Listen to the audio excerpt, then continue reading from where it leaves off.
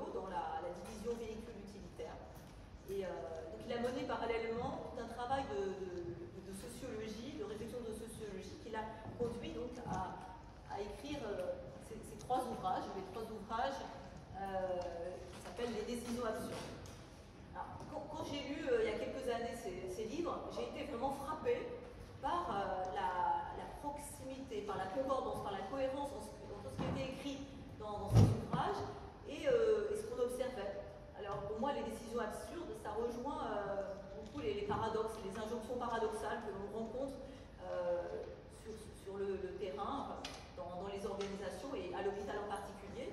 Et c'est vrai que pour nous, ça a toujours été l'occasion de partir d'un paradoxe, de l'observer et de trouver comme une occasion de résoudre des difficultés. Mais hélas, c'est encore insuffisamment utilisé. Et puis finalement, j'ai trouvé aussi dans ces livres quelque chose comme ce qu'on observe à la face, c'est évidemment partir de situations un peu extrêmes, pour pouvoir observer des situations qui évoluent à bas bruit et qu'on a souvent un petit peu moins de mal on a plus de mal à caractériser.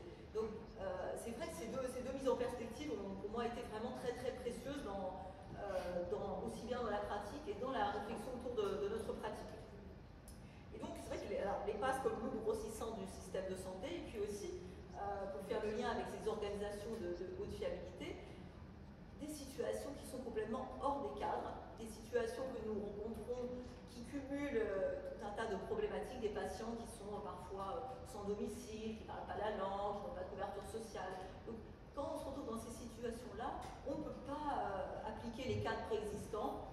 C'est des situations qui ne rentrent pas dans les cases.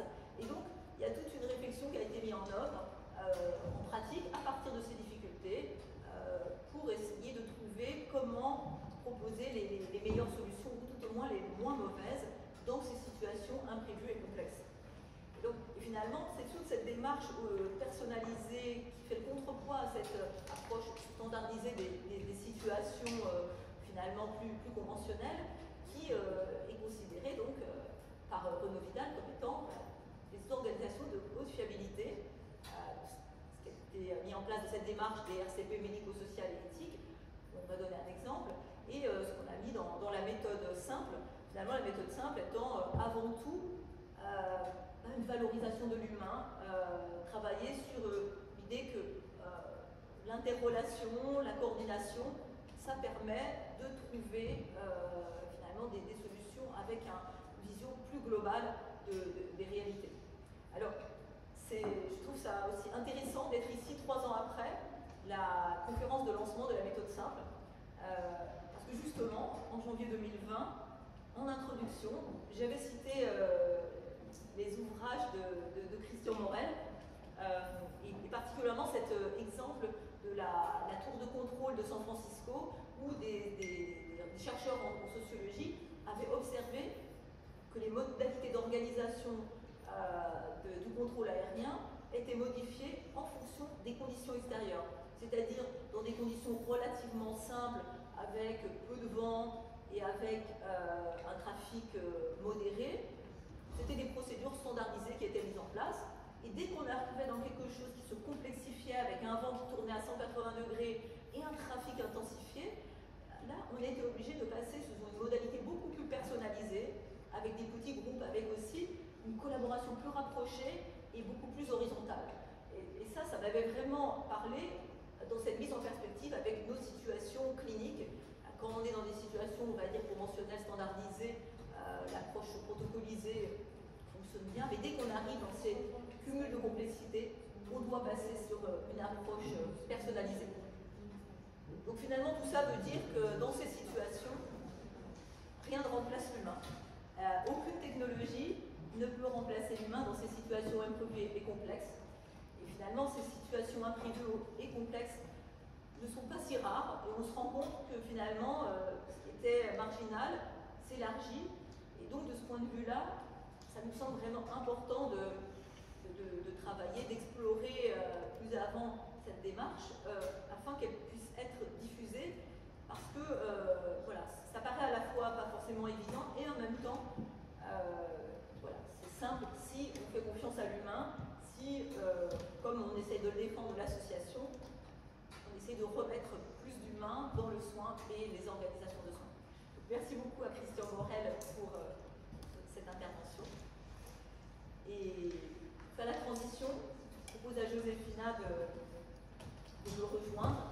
On va juste illustrer les propos à venir de Christian Morel par une situation clinique pour illustrer comment, finalement, dans certaines situations, l'approche classique ne suffit pas.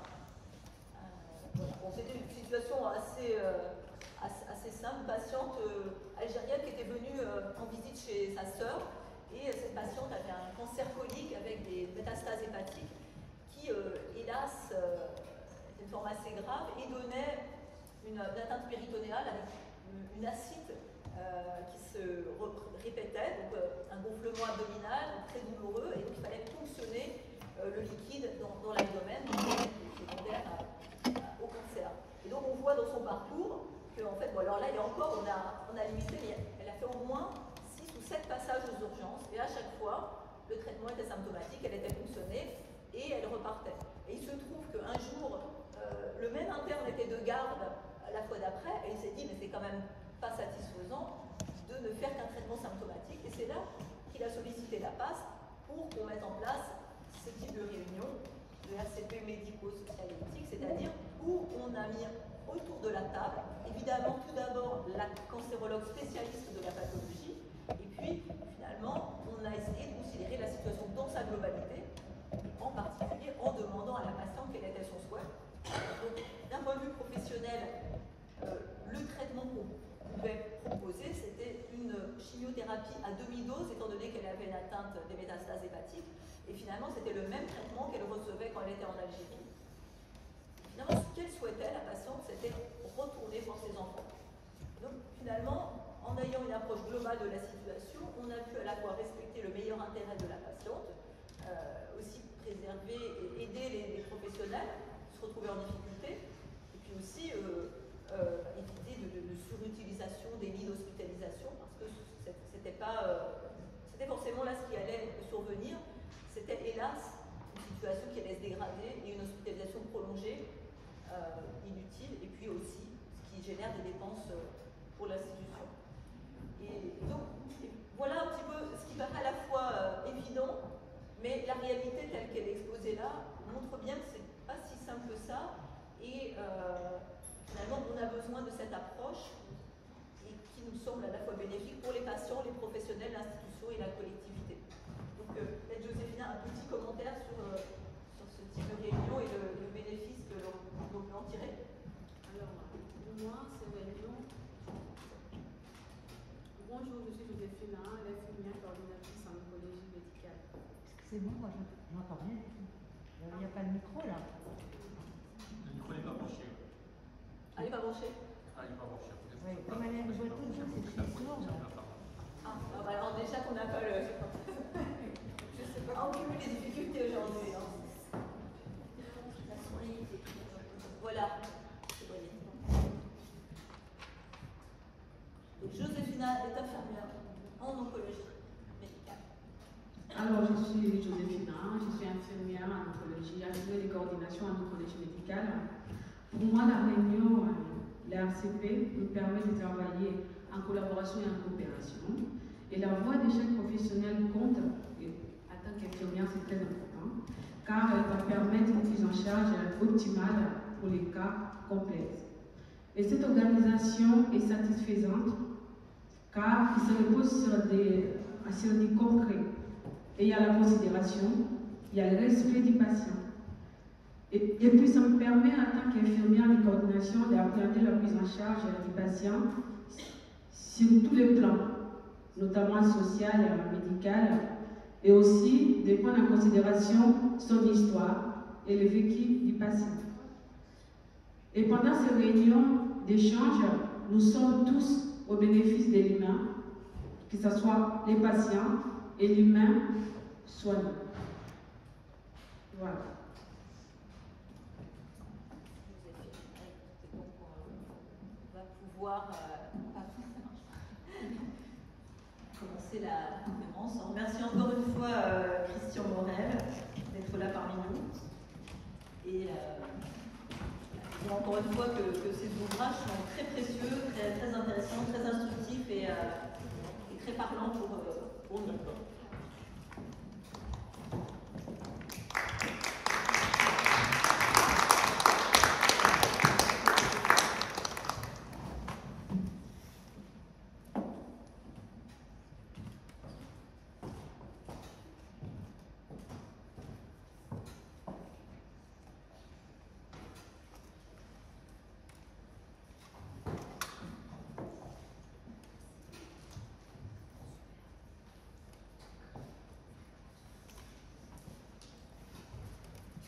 Bonjour à tous, merci de votre invitation dans ce magnifique musée et qui fait un peu peur, tout ce qui peut nous arriver. Bon, donc je vais vous parler des décisions absurdes et comment les éviter, ou des facteurs humains de l'erreur et de la fiabilité. Donc on m'a présenté.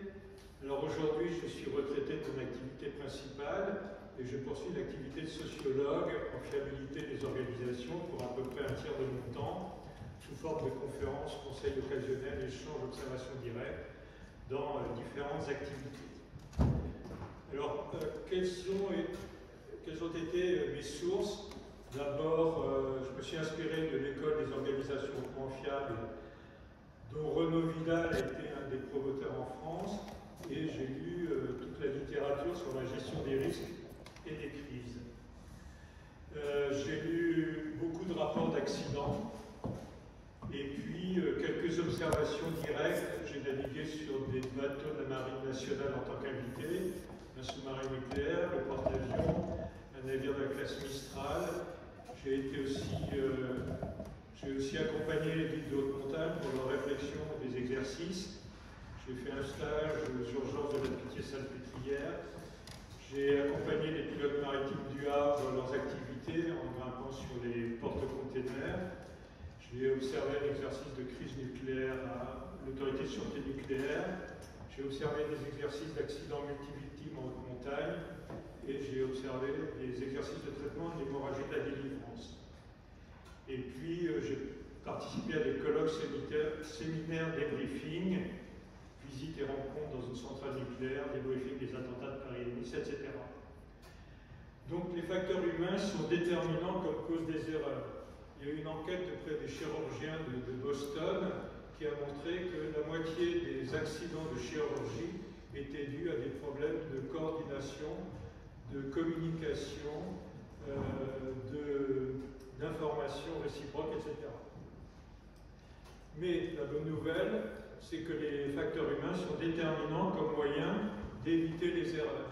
Donc les facteurs humains ont deux faces, une phase négative parce qu'ils provoquent des problèmes, des dysfonctionnements, mais une phase positive en ce sens qu'ils permettent de résoudre ces problèmes.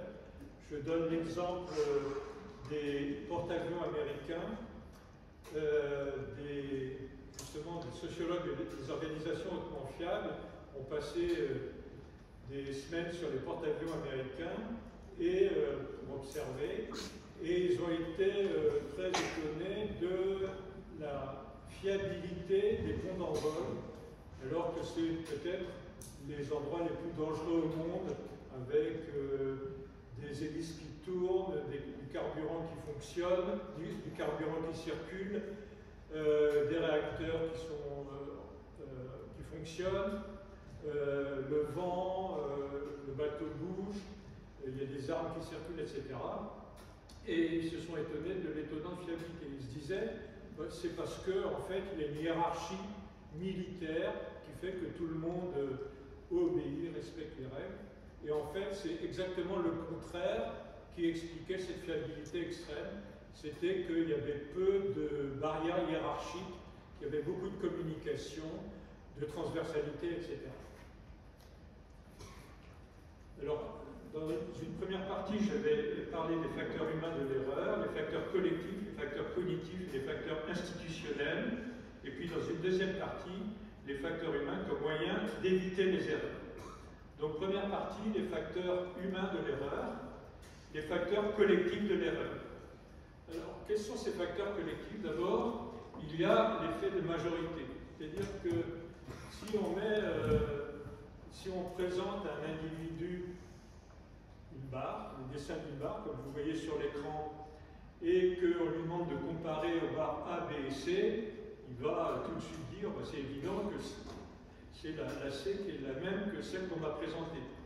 Mais si on le met dans un groupe dont tous les membres vont dire bah, non, c'est la A qui est de la même grandeur qui est identique à la barre qui a été présentée, il va finir par concéder que en fait c'est le bon résultat, qui est évidemment complètement faux.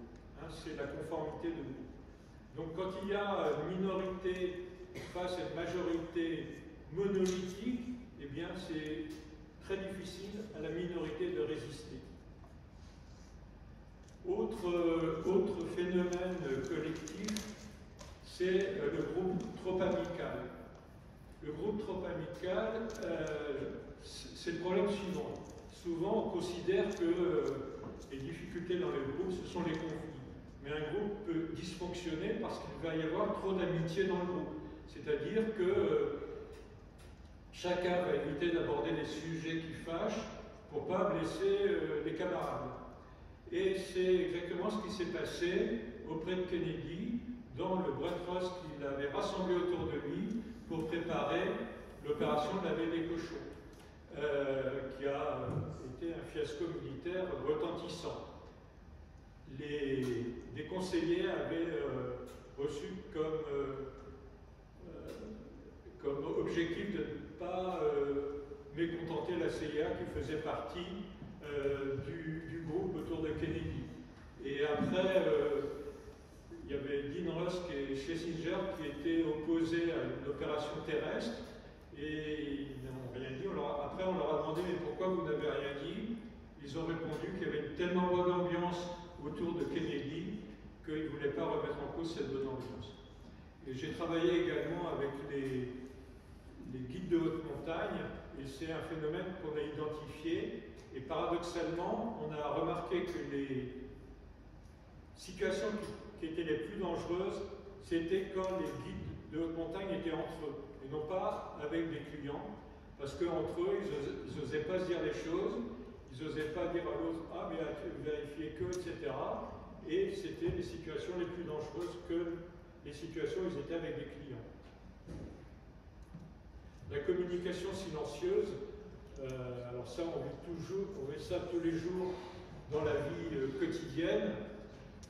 C'est l'exemple d'une famille qui décide collectivement et démocratiquement de faire une promenade.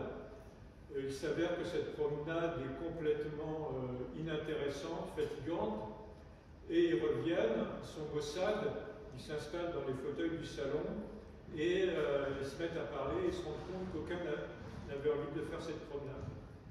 Pourquoi? Parce que personne n'a vérifié que les autres avaient envie de faire la promenade et personne n'a osé dire qu'il n'avait pas envie de faire cette promenade. Ça veut dire qu'un groupe a collectivement décidé quelque chose qu'aucun des membres n'avait envie de faire. Alors quand ça se passe dans une famille, c'est peut-être pas trop grave, mais quand ça se passe dans des organisations professionnelles, c'est plus embêtant. Et cette communication silencieuse, elle est la cause de la plupart des collisions de navires. C'est-à-dire que les collisions de navires, contrairement à ce qu'on pourrait penser, ne se font pas comme des skieurs qui vont trop vite et qui ne se voient pas. Les collisions de navires ne se font pas sur des routes de collision, mais elles se font sur des routes de non-collision. C'est parce que chaque équipage silencieusement a manœuvré pour éviter l'autre que finalement ils se sont rentrés dedans. Donc là, j'ai pris des exemples de collisions dans deux ouvrages différents, et vous voyez les trajectoires absolument étonnantes. Par exemple, la collision 3 à droite, on a l'impression qu'un des navires est venu se jeter sur l'autre. Voilà, les conséquences de la communication silencieuse. Autre facteur collectif lié au facteur humain, le faux consensus. vous savez, c'est ces réunions qui se terminent en disant bon, bah, tout le monde est d'accord, et puis la décision est réputée comme un consensus. Certains se sont tus, et puis après on se rend compte qu'en fait pas du tout, il n'y avait pas de consensus. Et ça a été démontré dans un parti politique suisse où des sociologues ont regardé après une décision qui était réputée unanime si effectivement les participants étaient d'accord. Et se sont rendus compte que la majorité des décisions étaient loin d'être unanimes et qu'il y avait même une partie des décisions qui étaient réputées unanimes qui étaient en fait minoritaires. La pression hiérarchique, ça c'est classique, mais ça a été pour Korean Air une véritable catastrophe parce que, compte tenu de la hiérarchie traditionnelle dans la culture asiatique, et le copilote n'osait rien dire au commandant de bord, et au cours des années 90, il y a eu une succession d'accidents. Il y avait un accident par mois, et il y a eu 2 crashs mortels, et dans ces 2 crashs mortels, le copilote avait observé que le commandant de bord qui était aux commandes se trompait, mais il n'a rien osé dire parce que c'était son supérieur hiérarchique. Et lorsqu'il y a eu l'accident de Challenger, la décision de lancer la navette à tort a été prise en réunion. Les ingénieurs des joints qui étaient dysfonctionnels n'ont pas pu participer au vote final qui a décidé le lancement parce qu'ils n'avaient pas le statut de manager. Alors que s'ils avaient été autorisés à voter, certainement que la décision contraire aurait été prise de ne pas lancer la navette Challenger. La réticence à exprimer un doute, ça c'est fréquent, on n'ose pas, quand on a un doute, on n'ose pas l'exprimer. Et puis il y a également comme facteur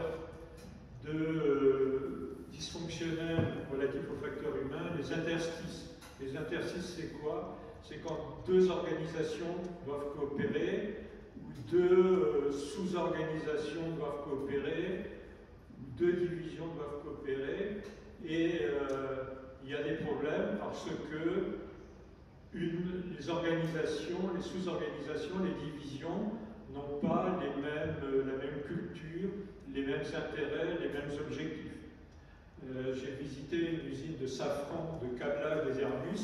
Il y en a une usine en Allemagne, et on m'a raconté qu'en dépit de toute l'ingénierie qui était faite, en dépit de toute la communication numérique qui était faite, il arrivait que, alors on recevait des câblages d'Allemagne, il arrivait qu'en France, eh bien, on recevait des câblages d'Allemagne avec une fiche femelle, alors qu'elle devait avoir une fiche mâle, et qu'on ne pouvait pas la raccorder à la fiche femelle de safran, faite par safran. Ou bien vous avez le problème des blocs opératoires, où avant il y avait la stérilisation des instruments, puis pour des raisons d'économie, elle a été repoussée à l'autre bout de l'hôpital, avec un personnel qui n'a pas les mêmes objectifs, les mêmes contraintes, les mêmes intérêts que les blocs opératoires, et il y a des problèmes, les instruments n'arrivent pas à temps, ou il en manque, etc. Donc ici, vous voyez, c'était un exercice d'accident multi-victimes en montagne, et là, vous avez 4 interstices qui portent un brancard, puisqu'il y a la gendarmerie de haute montagne, les CRS de secours en montagne, le groupe militaire de haute montagne et les secours médicaux d'urgence. Et l'exercice avait justement pour objectif de mettre en relation, en coordination, ces différentes entités pour qu'elles coopèrent mieux. Les enchaînements diaboliques. Alors ça arrive souvent. Je vais donner un exemple. C'est un exemple qui est donné par un chirurgien orthopédiste renommé qui s'appelle Laurent Sédel. D'ailleurs, j'ai fait récemment une conférence où j'ai cité son exemple, et puis je l'ai cité, puis quand je suis sorti de la salle, il était là, il m'a dit c'est moi Laurent Sédel. Donc il m'a dit je confirme ce que j'ai dit. Donc il y a une erreur de côté à la radio, je ne sais pas pour quelle raison, est-ce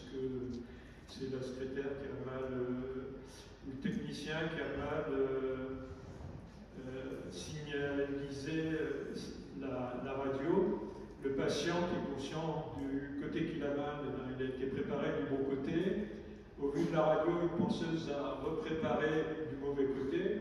Elle s'est dit, elle est consciencieuse, elle a vérifié avec l'erreur avec la radio. Au moment de l'installation du patient, le chirurgien est appelé en urgence, parce que c'est le grand patron, il va passer 3-4 heures dans un autre bloc opératoire, et pendant ce temps-là, l'interne a préparé le patient du mauvais côté, il n'a pas revu le dossier alors que le chirurgien l'avait revu, et il ouvre donc le mauvais côté. Et enfin, le distanciel. Je rappelle que la fameuse réunion qui a décidé l'accident de lancer la navette Challenger, alors qu'elle n'aurait pas dû être lancée compte tenu de l'avertissement des chimistes qui avaient conçu les joints, a été faite en téléconférence. C'est-à-dire qu'il n'y a pas eu de discussion de couloir autour du lavabo, qu'il n'y a pas eu de discussion de couloir autour d'un café. Les patrons de la NASA en Floride ne pouvaient pas voir la tête d'enterrement des chimistes qui avaient conçu les joints qui étaient opposés au lancement, etc. etc. Donc le distanciel se pratique de plus en plus, mais il faut savoir quels sont ses effets pervers. Après avoir parlé des facteurs collectifs de l'erreur, je vais aborder cette fois-ci les facteurs cognitifs de l'erreur, c'est-à-dire les problèmes de connaissance et de raisonnement. Donc, les biais cognitifs, alors, le raisonnement en fonction de ce qu'on voit en premier. C'est tout bête, mais c'est ce qu'on appelle aussi le biais de disponibilité. Quand il y a un problème, on va avoir tendance à attribuer la cause au facteur qu'on voit en premier. C'est pour ça que lorsqu'il y a des problèmes, on va attribuer la cause à un individu parce que c'est beaucoup plus facile de voir un individu qu'un mécanisme systémique, qu'un enchaînement de problèmes. L'effet tunnel, ça veut dire qu'on est tellement concentré sur une action qu'on va oublier tout ce qui se passe à côté. Il y a dans YouTube, que je vous invite à aller regarder, il y a une vidéo célèbre qui montre un avion de tourisme qui doit atterrir en Suisse. Il y a un passager à l'arrière, il y a l'instructeur et le pilote. Et à un moment, les pilotes sont dérangés par un avion qui voit au loin et ils se demandent est-ce que cet avion va atterrir avant nous ou après nous, et ça les perturbe beaucoup. Et ils oublient de descendre le train d'atterrissage. Donc il y a une alerte qui se déclenche. Et puis ils oublient toujours, ils sont toujours dans leur tunnel, ils regardent l'avion au loin, et là évidemment, l'alarme de non-descente du train d'atterrissage se renforce, hurle, mais ils ne l'entendent pas. Et puis ils finissent par atterrir, alors évidemment ils atterrissent sur le ventre, ils ne comprennent toujours pas ce qui s'est passé. Il a fallu qu'ils sortent de l'avion pour se rendre compte qu'en fait ils n'avaient pas à baisser le train d'atterrissage. Voilà. Les erreurs de représentation, c'est le fait qu'on va prendre à un moment une mauvaise direction, c'est une petite erreur, et puis après, on va considérer que tout ce qu'on voit est conforme à la réalité, alors qu'on sait complètement fourvoyer. Vous savez, c'est une expérience qu'on vit de temps en temps quand on fait des randonnées avec un topo-guide. À un moment, le topo-guide vous dit de continuer d'aller en biais, et puis vous trouvez un carrefour, en fait l'angle est à 90 degrés, où vous dites le topo-guide s'est trompé, donc il faut aller à droite, et puis après, rien ne correspond au topo-guide, mais vous vous dites, ah ben c'est le topo-guide qui s'est trompé, et vous êtes dans une erreur de représentation complète. La destinationnite, c'est un terme qui a été inventé par des pilotes parce qu'ils sont très conscients que plus ils approchent de l'atterrissage, plus leur vigilance va diminuer et que les risques augmentent à ce moment-là. ici, l'obsession du but fait négliger la solution qui est de piloter convenablement l'appareil. Et il y a eu une étude du MIT qui a montré que en croisière, les pilotes, quand ils étaient confrontés à un orage, eh bien, le contournaient, mais quand ils approchaient de la piste, de l'aéroport, ils avaient tendance à moins contourner les orages, parce que c'est très dangereux de rentrer dans les orages, parce que ils voulaient être à l'heure, ils voulaient atterrir, c'était la fin de leur mission, etc. Alors le syndrome du pont de la rivière Kwai, c'est l'inverse, c'est l'obsession de la solution qui fait négliger le but. Pourquoi j'ai appelé ça le syndrome du pont de la rivière Kwai? C'est raconté dans ce roman Le pont de la rivière Kwai, où un colonel anglais très courageux résiste vis-à-vis de ses geôliers japonais au cours de la Seconde Guerre mondiale, et puis un jour, le chef du camp japonais lui demande de diriger la construction d'un pont sur la rivière Kwai. Il va tellement s'intéresser à ce pont qu'il va complètement oublier qu'il est destiné à son ennemi. Il va même s'opposer au commando anglais venu détruire le pont parce que c'était devenu son œuvre et qu'il a oublié il avait oublié le but. Alors ça arrive dans les organisations. J'ai vécu, quand j'étais chez Renault, un jour, le directeur de la communication lui présentait un intranet concernant la division véhicules utilitaires, et c'était merveilleusement fait, les fonctionnalités étaient super, l'esthétique géniale. Et puis à un moment, le directeur de la division véhicules utilitaires a demandé mais quel est le but de votre projet, de cette réalisation? Et le directeur de la communication n'a pas su répondre. C'est-à-dire qu'ils étaient partis dans une solution sans se poser la question de savoir pourquoi. Et les erreurs de probabilité, c'est-à-dire qu'on a une vision fausse du signe noir. Les événements qui ont une faible probabilité, on les rejette complètement. Or, ils surviennent de temps en temps. Qui aurait imaginé qu'une épidémie, une pandémie viendrait faire en 2020-2021 15 millions de morts? Bon, ben c'est arrivé. Et un exemple, aux hôpitaux universitaires de Genève, eh bien, les patients avec les mêmes noms, prénoms, même bloc opératoire le même jour, on peut se dire que ça n'arrive jamais, ça ne peut pas arriver. Eh bien, les statistiques ont montré que ça arrivait une fois tous les 2 ans. Alors que si vous parlez de ça, personne dira c'est possible. Pourtant c'est possible. Et les a priori, ça veut dire qu'on a une idée en tête et que ça va nous conduire à modifier notre façon de fonctionner. C'est quelque chose qu'on pense avant, qu'on a intégré et qui va jouer un rôle important. Alors c'est l'exemple de la vision fausse du climat de la Floride chez les ingénieurs des boosters de Challenger.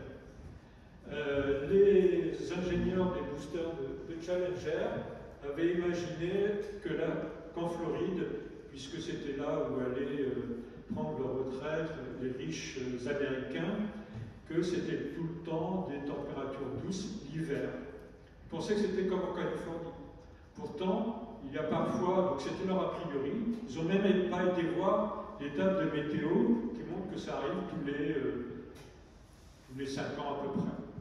Parce que tous les 5 ans, il arrive qu'il y ait un anticyclone qui se positionne comme ça, il y a de l'air froid qui vient du Canada jusqu'en Floride, où on peut avoir des températures en dessous de zéro.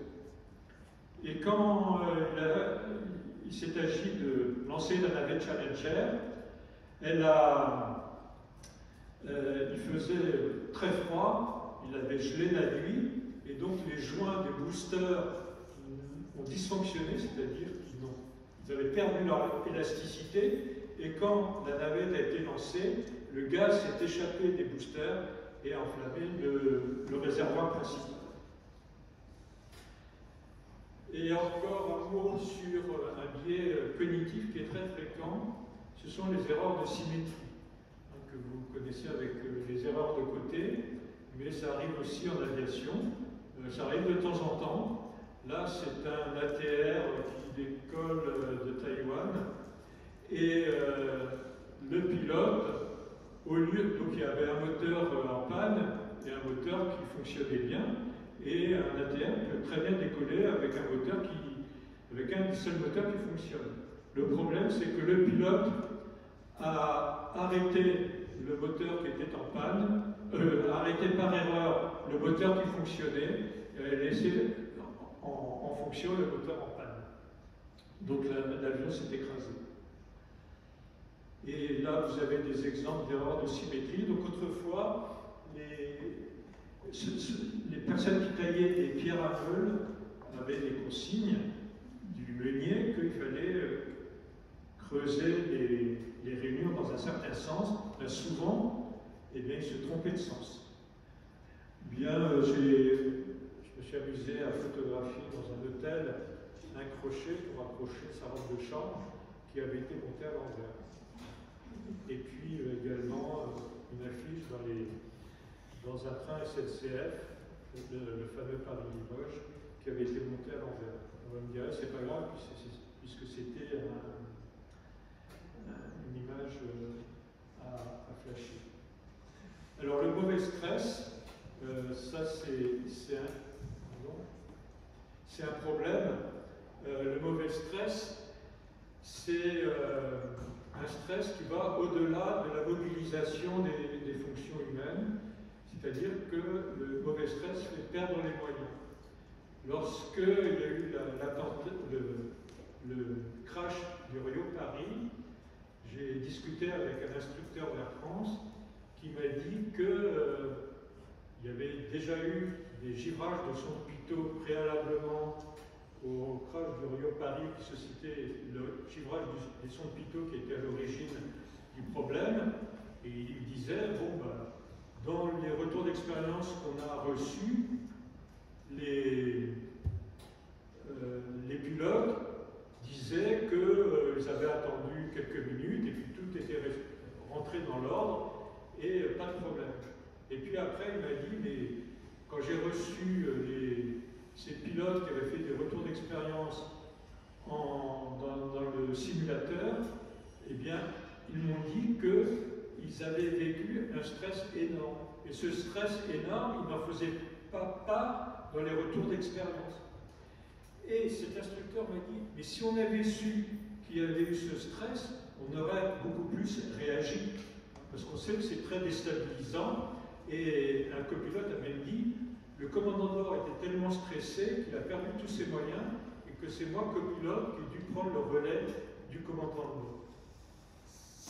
Enfin, il faut parler des tours de Babel. Les tours de Babel, c'est le fait que, du fait de la mondialisation, de la multiplication des technologies très complexes, eh bien, on est de plus en plus dans des langages difficiles, avec plusieurs langues, et c'est le cas du naufrage du Costa Concordia.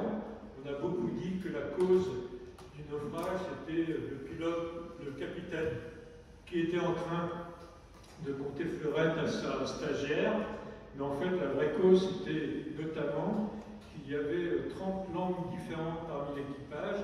L'italien était la langue officielle que personne ne parlait, et l'anglais, la langue officieuse que beaucoup ne parlaient pas. Et lors de la commission d'enquête, le timonier a dit qu'il ne comprenait pas les instructions que le capitaine lui donnait en anglais, et le chef mécanicien, qui règle la vitesse, il disait qu'il ne comprenait pas non plus le commandant, le capitaine qui lui donnait des instructions. Et quand il s'est agi de mettre les canaux de sauvetage à l'eau, c'était des Argentins qui étaient destinés à cette opération. Ils ont reçu des instructions, des explications en anglais. Alors que, je ne sais pas si vous êtes déjà allé en Argentine, mais très peu d'Argentins parlent anglais. Lorsque j'ai écouté les débriefings des attentats de Paris et Nice, les forces de police, les pompiers et les urgences médicales ont observé qu'ils attribuaient des noms différents à des zones identiques et attribuaient le même nom à des zones différentes. Donc, énormément de confusion, de coordination. Dans les zones, c'est zone d'exclusion police, zone de sécurité, ligne blessée, point d'évacuation des victimes, point de rassemblement des victimes. Pour les différentes forces, ça voulait dire des choses différentes. Bien, ce médecin qui dit à une infirmière qu'il fait un de morphine, et pour un enfant qui a une fracture du tibia, dans la tête du médecin, c'est 1 mg de morphine, et pour l'infirmière, c'est une ampoule de 10 mg. Ou bien ces ampoules, je ne sais pas si on les trouve encore ici, ces ampoules d'adrénaline qu'on trouve dans les hôpitaux. Donc il y a des ampoules transparentes qui sont très peu lisibles. Je pense que c'est interdit maintenant. Et puis vous avez 2 ampoules d'adrénaline qui, bien sûr, donnent en gros 1 mg, en gras 1 mg, mais ce sont des dosages. Alors, il y a une ampoule qui contient 1 mg et l'autre qui contient 5 mg. Alors que si on regarde rapidement, elles ont toutes les deux en gras marqué 1 mg. Alors, évidemment, il faut voir que ce sont des dosages. Alors, il y a aussi les appellations des types de neige destinées aux pilotes pour calculer la distance d'atterrissage.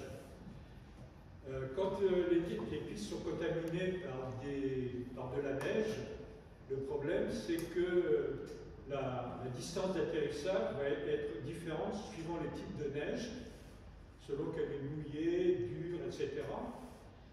Et la conséquence, c'est que les compagnies, les administrations doivent définir les types de neige pour définir quel taux de freinage on va appliquer. Le problème, c'est qu'ils ne sont pas d'accord entre eux. Par exemple, la DGAC a défini 12 types de neige, la FAA américaine 17 types de neige, dans un Airbus A340, il y a 7 types de neige, dans un Fokker de ligne canadienne, 7 types de neige, et sur un McDonnell Douglas de Delta, 4 types de neige. Alors non seulement les types de neige sont différents, mais si on prend la neige mouillée, eh bien la DGAC la définit par sa densité, les autres les définissent par l'épaisseur, et encore pas la même épaisseur. Dans un Airbus, vous avez 2 épaisseurs de neige mouillée, et puis pour un McDouglas, c'est encore différent. Pour le Fokker des lignes canadiennes, ben, on ne sait pas. Et puis, chez McDonnell Douglas, eh bien, on définit également la température de la neige mouillée.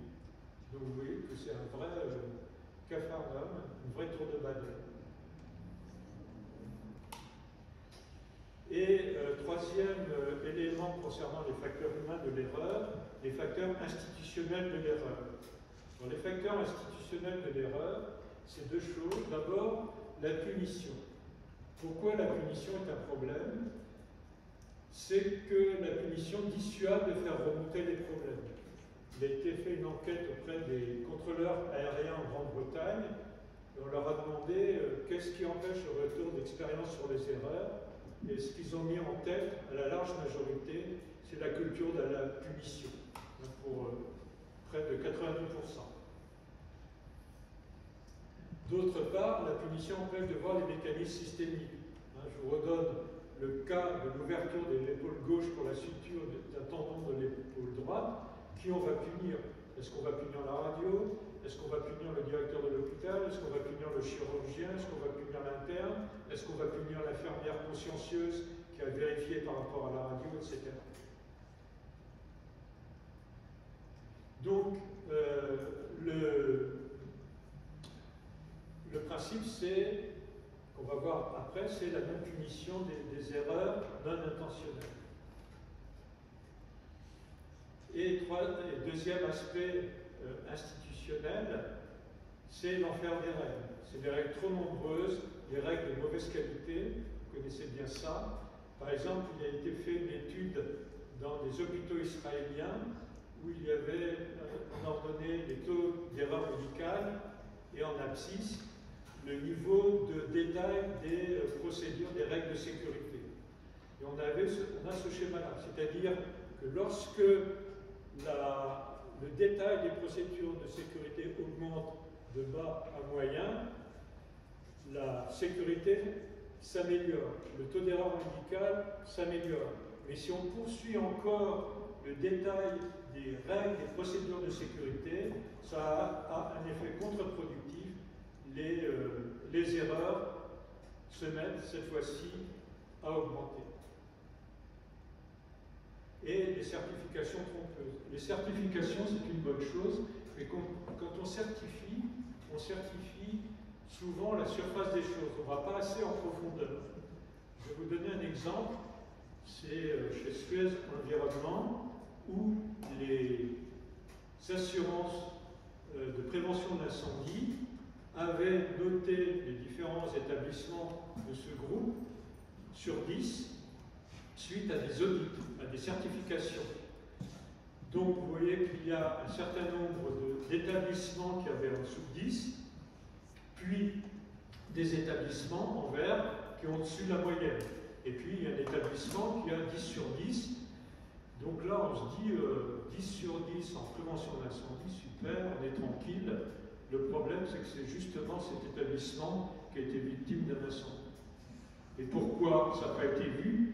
Parce qu'il y a eu une certification, un audit de la surface. On a regardé si les gens avaient été formés, la liste des gens formés à la prévention de l'incendie, mais on n'est pas allé regarder la façon dont la formation a été faite.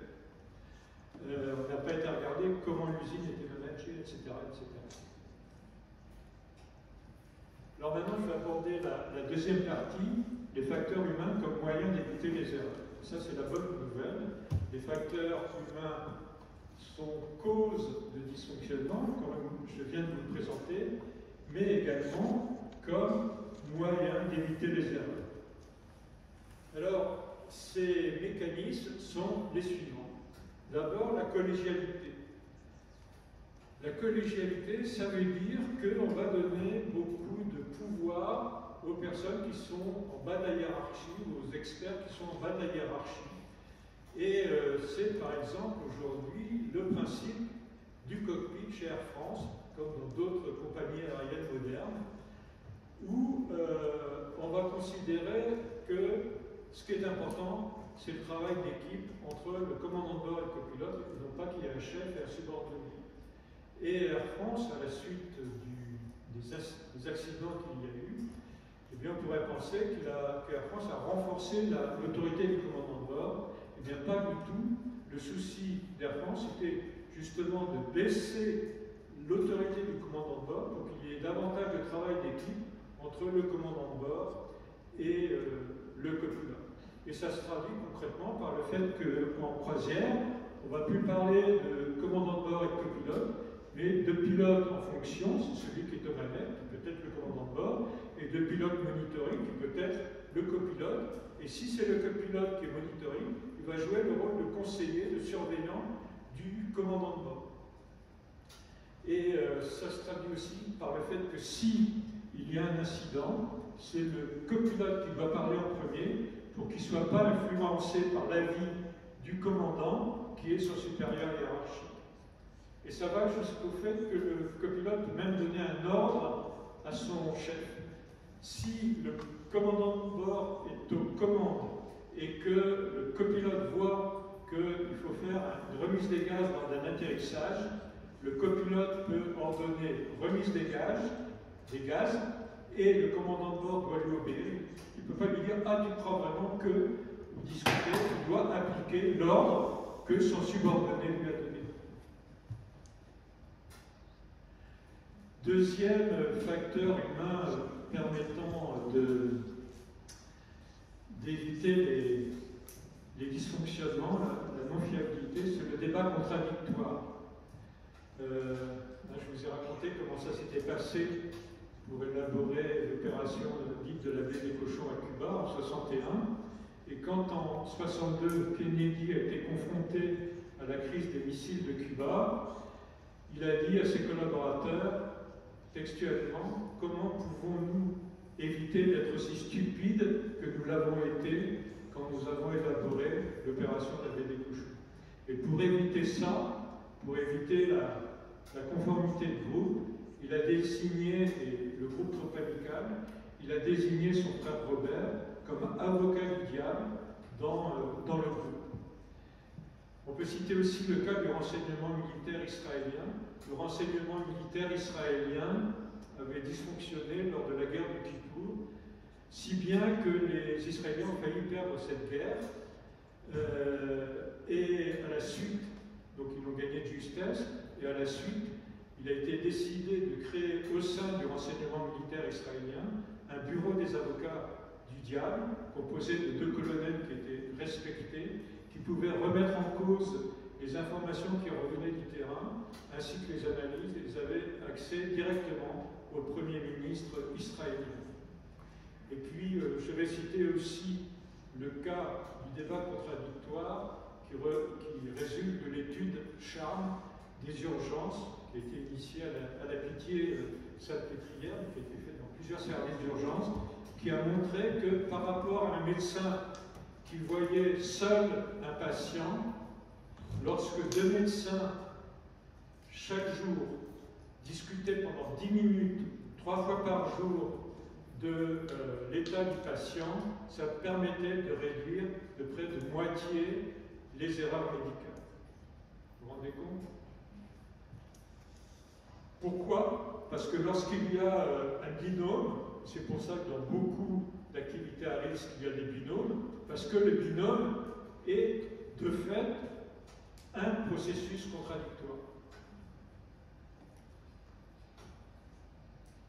La vérification du consensus, alors, souvent il faut éviter les réunions qui se terminent. Moi, il m'est arrivé à l'issue de réunions de dire bon, on va faire un dernier tour de table, et je me suis rendu compte qu'en faisant un dernier tour de table, on se rendait compte qu'en fait, les personnes qui s'étaient tues n'étaient pas d'accord. Et c'est intéressant de voir comment l'Antiquité ou l'histoire a réglé ces problèmes-là qui existaient déjà. Hein. Je vous ai cité l'avocat du diable, qui est une invention de l'Église catholique. Eh bien, dans le droit talmudique, il y a un tribunal suprême de 23 juges qu'on appelle le Sanhédrin et qui intervient également en matière pénale. Et quand le Sanhédrin intervient en matière pénale, il y a ces 23 juges, et il y a une règle qui dit qu'en cas de la condamnation à mort d'un accusé, c'est dans le Talmud, et s'il y a unanimité, c'est-à-dire consensus des 23 juges, l'accusé est automatiquement acquitté. Donc désormais, quand vous déciderez de quelque chose et qu'il y a unanimité, eh bien vous prendrez la décision contraire. Donc évidemment je plaisante, mais c'était l'idée que comme il n'y avait pas d'avocat à ce moment-là, eh bien le fait que 23 juges soient d'accord pour condamner à mort un accusé, c'était pas normal. La communication intensive et généralisée, alors c'est quoi? C'est d'abord les briefings et débriefings. J'ai 35 ans d'expérience dans des grands groupes, notamment chez Renault, et je peux vous dire que les briefings et débriefings, eh bien, n'étaient pas une pratique courante. Mais dans l'armée, eh bien, les briefings et débriefings sont quelque chose d'essentiel, et également dans l'aéronautique. Un jour, on a invité des managers à passer quelques jours à Couët-Quidan pour voir comment se passait l'instruction des militaires, des officiers. Lorsqu'on a demandé à ces managers qu'est-ce qui vous a le plus surpris dans le fonctionnement de l'armée, ils ont dit les briefings et les débriefings permanents. exprimer ses doutes et accepter les doutes. L'importance de la convivialité, souvent, il passe beaucoup de choses dans les conversations de couloir, autour d'une machine à café, autour d'un bar. Et ça s'est vu dans les bases aériennes, parce qu'une année, un chef d'état-major de l'armée de l'air, qui voulait être particulièrement correct, politiquement correct, avait décidé de supprimer l'alcool dans les bars des escadrilles. Et on m'a raconté que ça avait été une catastrophe, parce que dans les bars des escadrilles, il y a beaucoup de discussions sur les vols, et ça se fait indépendamment des barrières hiérarchiques, et indépendamment des fonctions, aussi bien les pilotes et la maintenance, etc., le moins gradé, et puis un chef d'escadrille, etc., et que c'est très riche parce que les gens parlent des vols, etc. Et on m'a raconté que du jour où l'officier, le chef d'état-major a décidé d'interdire l'alcool, tout le monde rentrait après sa journée chez lui et on perdait tous ces échanges. Et un nouveau chef d'état-major de l'armée de l'air est arrivé un jour, a rétabli l'alcool dans les bars des escadrilles des bases aériennes, pas les alcools forts, bien sûr, et pas avant les vols, après les vols, bien sûr. Et du coup, la réintroduction de l'alcool dans les bases aériennes a eu ce résultat paradoxal d'améliorer la sécurité parce que les discussions, les échanges ont repris. Donc, paradoxalement, la réintroduction de l'alcool a amélioré la sécurité dans les bases aériennes. Bon, n'allez pas me dire ce que j'ai pas dit. Pas les alcools forts et pas avant les vols. Ensuite, utiliser le distanciel avec modération, hein, je l'ai dit. Et puis, la verbalisation incontournable. J'ai assisté à une observation directe dans un cockpit, dans des exercices, et j'ai toujours observé que la verbalisation était insuffisante. C'est-à-dire que même lorsqu'il y a l'obligation de verbaliser, d'utiliser la communication de voix ou trois voix, très souvent, elle est faite de façon trop rapide ou silencieuse, etc. Je vais vous donner un exemple. Ça, c'est un exercice de secours en montagne que j'observais. Il s'agissait de descendre un blessé d'une paroi. Donc la paroi, elle est verticale, ça ne se voit pas sur la photo, à l'aide d'une corde de rappel. Et pour ancrer dans le glacier la corde de rappel, on fait ce qu'on appelle des abalakov, c'est-à-dire qu'on fait une espèce de tunnel dans le glacier, on passe une corde qui crée un anneau, et on assure la corde de rappel grâce à ça.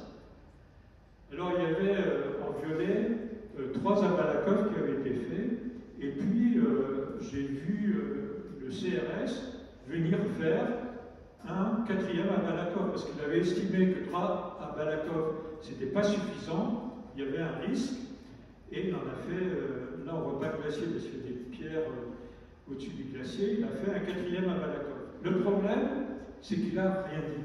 Il n'a rien dit au moment où il a fait ça, et il n'a rien dit après, lors du débriefing. Ça veut dire que le fait qu'il ait estimé qu'il y avait quelque chose à rajouter, que la sécurité était insuffisante, est passé complètement à l'os. Voilà. Ça, c'est un exemple criant de défaut de verbalisation. Et autre facteur humain pour la fiabilité, c'est la non-punition des erreurs non intentionnelles. Pourquoi? Parce que la non-punition permet de faciliter la remontée des informations. Les acteurs ne sont pas craintifs du fait qu'on va les poursuivre parce qu'ils font remonter des informations. Et c'est un principe qui existe dans les compagnies aériennes, c'est même un principe qui est écrit au niveau international et qui est appliqué chez Air France, c'est ce qui s'appelle l'analyse des vols. Il y a dans chaque avion ce qu'on appelle un Quick Access Recorder, c'est des disques optiques de haute capacité qui enregistre tout ce qui se dit dans le cockpit, toutes les données d'appareil, et il y a d'ailleurs plus d'éléments que ce qu'il y a dans la boîte noire. Et quand l'avion revient, eh bien, on extrait ce disque optique de haute capacité et on va procéder à l'analyse des vols. Et s'il y a une donnée qui est anormale par rapport à un vol standard, par exemple une vitesse à l'approche qui est trop élevée, il va y avoir une alerte et le commandant de bord va être interrogé et va répondre d'une façon anonyme, on n'a pas son nom, ni le numéro de vol, et si ce que répond le commandant de bord est suffisamment intéressant pour que tout le monde en profite, ça va être diffusé à tous les autres pilotes, et il y a l'anonymat est respecté, il n'y a pas de punition. Et il y a par ailleurs, sur les mêmes sujets, ce qu'on appelle les air safety reports. C'est-à-dire si les pilotes font une approche à une vitesse qui est anormale, on attend, donc ça va être enregistré dans l'analyse des vols, mais on attend des pilotes que spontanément ils fassent un retour, c'est-à-dire un rapport qui sera anonyme pour expliquer que, c'est-à-dire que c'est un rapport qui n'est pas anonyme mais qui est protégé par l'immunité, pour expliquer ce qui s'est passé. Et Air France en fait même un outil de management, puisque par exemple, sur 100 atterrissages trop longs, il va dire, l'année prochaine, nous demandons qu'il y ait sur les atterrissages trop longs, qui vont apparaître dans l'analyse des vols, 80% qui vont apparaître aussi dans des air safety reports. Et je peux vous dire qu'au départ, on était très loin de ce chiffre, puisque c'était plutôt 20% d'air safety reports concernant les atterrissages trop longs. C'est-à-dire que même pour quelque chose dont les pilotes sont sûrs de l'immunité, ils ont du mal à avouer qu'ils ont fait un atterrissage trop long. Donc ici, vous voyez des vitesses à l'atterrissage, c'est ce qui ressort de l'analyse des vols. Il y a normalement, les atterrissages se font entre 135 et 140 nœuds, parfois c'est 140 et 145 nœuds, et les points à l'extérieur, c'est de l'ordre de 150 nœuds au-dessus, et c'est les pilotes qui ont atterri de cette façon-là qu'on va interroger dans l'analyse des vols, et pour lequel on attend qu'ils fassent un air safety report. La non-punition existe aussi dans l'armée de l'air. En 2006, le chef d'état-major, je pense que c'est celui qui avait réintroduit l'alcool dans les escadrilles, parce qu'il était particulièrement ouvert, il a dit: nous devons faire profiter dans un but didactique l'ensemble de notre communauté de toutes les expériences, aussi désagréables soient-elles. C'est pourquoi j'ai décidé d'engager une démarche de dépénalisation des erreurs. Je garantis notamment l'impunité à tous les auteurs de J'ai vécu. J'ai vécu, c'est un acronyme pour désigner les retours d'expérience, comme j'ai vécu, J, apostrophe, et voilà. Donc, je vous rappelle qu'on est dans l'armée de l'air, hein, on parle de dépénalisation. Dans une armée, on est dans l'armée, on parle de dépénalisation, et puis on parle d'impunité. Dans une armée où traditionnellement on dit je ne veux pas le savoir. Donc vous imaginez la révolution culturelle que représente une telle déclaration. Alors, la non-punition des erreurs, sa mise en œuvre est difficile, puisque il y a la revendication des victimes qui souvent ont l'impression de faire leur deuil parce qu'on aura identifié les coupables. Donc elles réclament les coupables. Lorsqu'il y a eu l'accident, le procès d'accident du Mont-Saint-Odile, et oui, c'était Mont-Saint-Odile, il y avait eu des portraits en grand de toutes les victimes, et les mis en examen devaient traverser une haie d'effigie des victimes avant de pénétrer dans la salle. C'était vraiment l'idée qu'il fallait se venger en quelque sorte. La pénalisation à outrance en France, donc ça c'est un gros problème. Il y a des pays où, par exemple, quand il y a des accidents d'avion, aux États-Unis, quand il y a un accident d'avion, il n'y a pas de procès au pénal. Il y a bien sûr un procès au civil, mais si ce n'est pas un attentat, il n'y aura pas de procès pénal, en Allemagne non plus. Donc ça, c'est spécifique à la France, également à l'Italie. Et cette pénalisation est un vrai problème parce que ça dissuade le personnel navigant de dire ce qui s'est passé, de faire remonter les problèmes. Et puis, il y a le problème de la punition informelle, de la hiérarchie qui peut avoir un comportement d'intimidation ou qui peut faire la gueule, etc. Et même des pairs qui vont reprocher à ceux qui ont commis des erreurs et qui vont leur faire sentir leurs reproches. Le renforcement linguistique et signalétique, eh bien, il y a des méthodes. Alors justement, lorsque les forces de police, les urgences médicales et les pompiers se sont rendus compte qu'il y avait une confusion totale concernant les zones d'intervention, ils se sont réunis l'après-midi et ils ont défini un lexique commun des différentes zones d'intervention. Donc il n'y avait plus de confusion sur zone d'exclusion police, zone de sécurité, nid de décès, point d'évacuation des victimes, point de rassemblement des victimes. Concernant les types de neige sur piste d'atterrissage, eh bien, l'idée qui est en cours en ce moment, c'est de mettre un système dans les avions qui va enregistrer quand les avions atterrissent, indépendamment des actions du pilote, quel est le taux de freinage réel, et ensuite que automatiquement il soit renvoyé dans les avions qui vont atterrir. Et à ce moment-là, on n'a plus à distinguer les types de neige, puisque en instantané, le taux de freinage va être enregistré, va être rediffusé dans les avions. Alors, bien sûr, il faut que les quelques avions essuient les plâtres, parce qu'il faut bien qu'il y en ait qui commencent.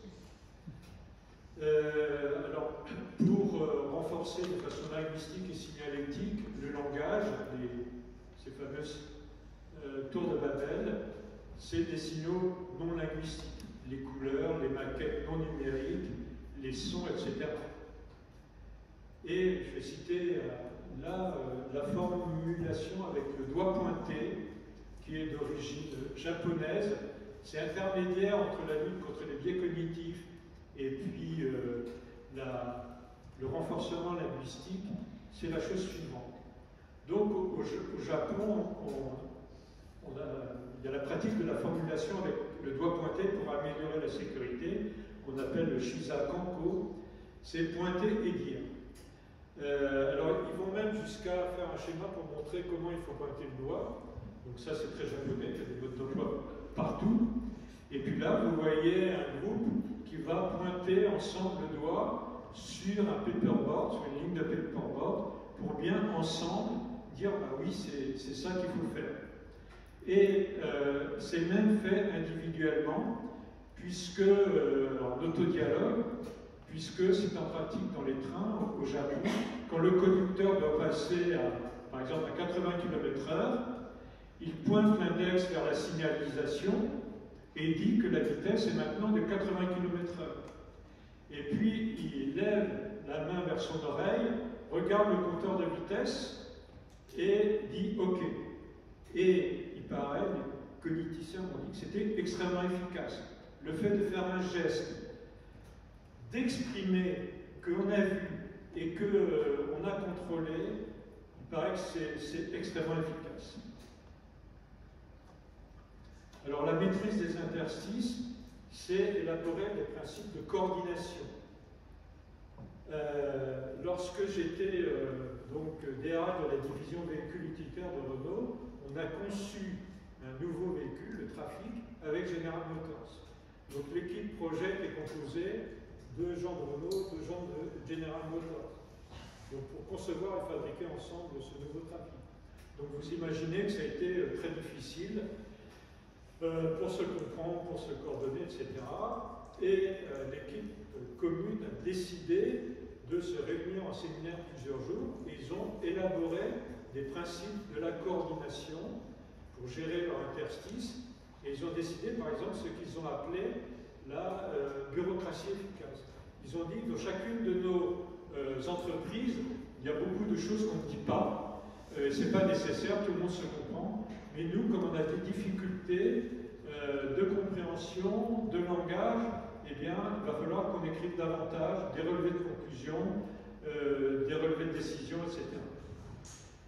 Et par ailleurs, ils ont accepté comme principe également, parce que les Français étaient très mauvais en anglais, que lorsqu'un Français devait présenter un projet, et que s'il était mal à l'aise en anglais, il avait le droit de faire appel à un interprète professionnel.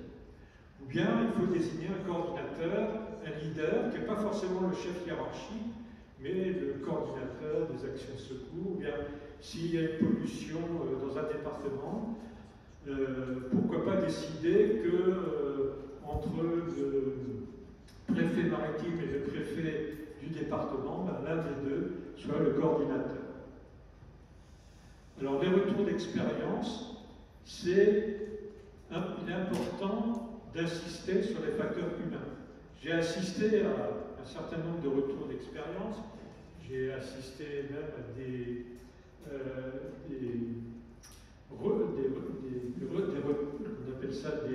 retours de moralité.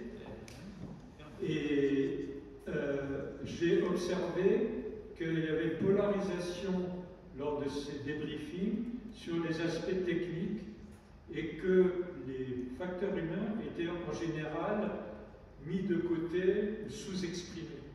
C'est-à-dire que, même chose là, lorsqu'il y a eu le débriefing des attentats de Paris et de Nice, on insistait beaucoup sur beaucoup de questions techniques et pas assez sur le stress, les problèmes de communication, etc.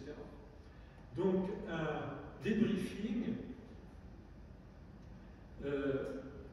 est intéressant si on n'aborde pas uniquement les problèmes d'organisation formelle et les problèmes techniques, mais également les problèmes humains, le stress, la coordination, la communication.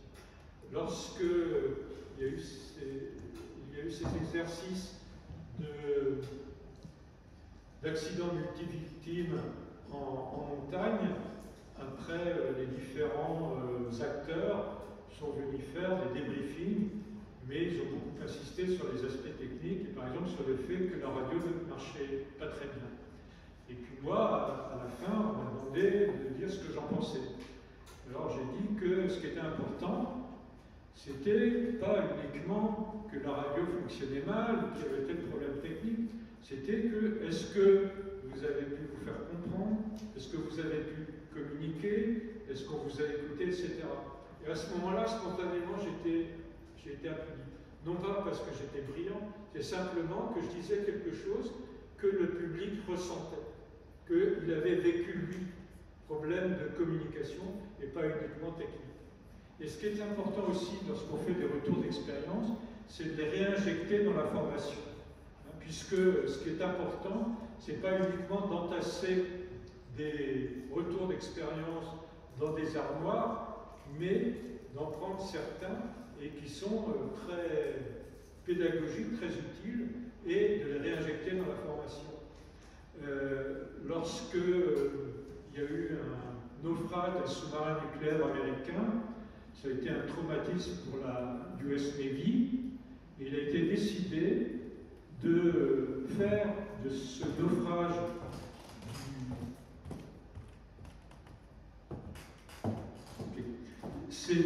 il a été décidé de faire de ce naufrage un retour d'expérience pour tout le personnel de US Navy qui a été effectué dans des formations approfondies.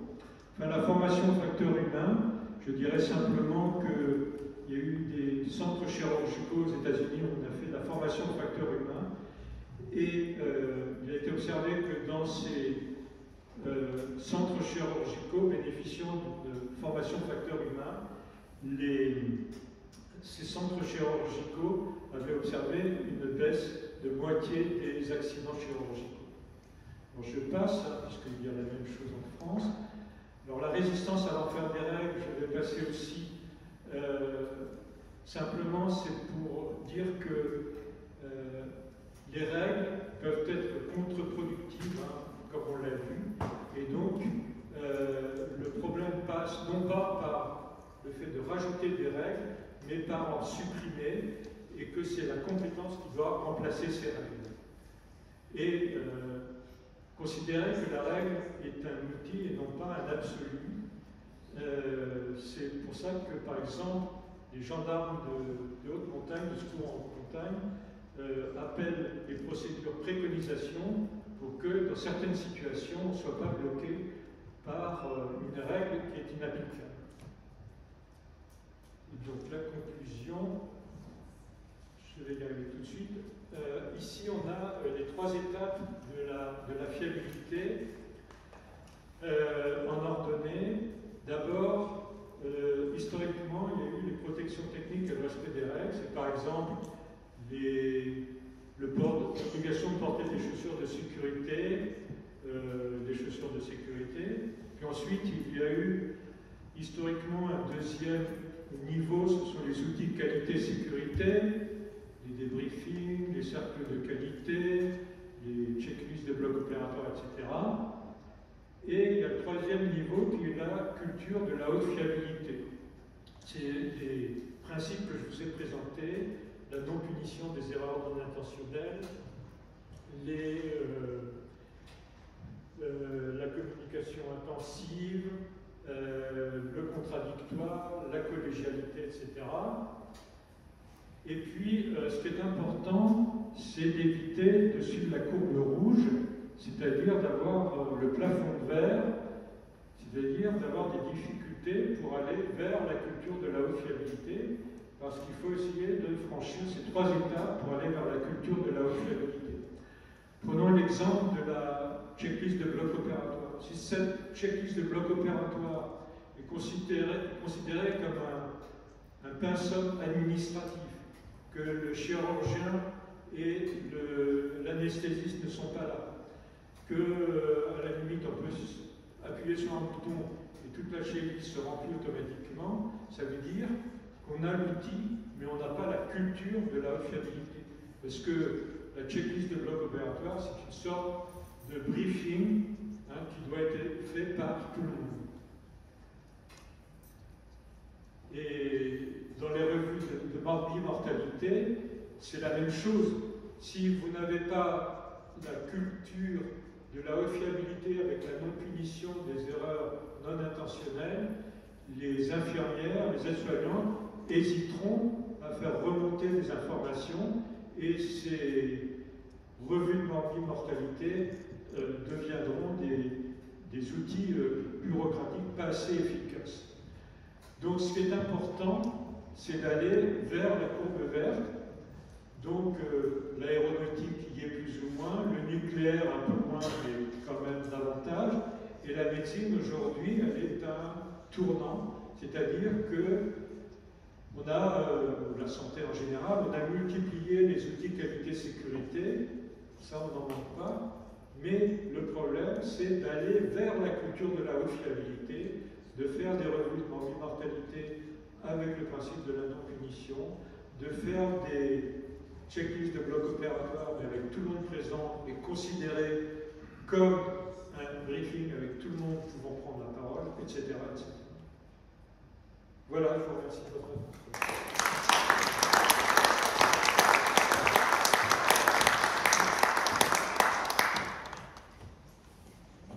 Merci beaucoup Christian pour cette présentation très instructive. Bon, maintenant il nous reste le temps des échanges, des questions.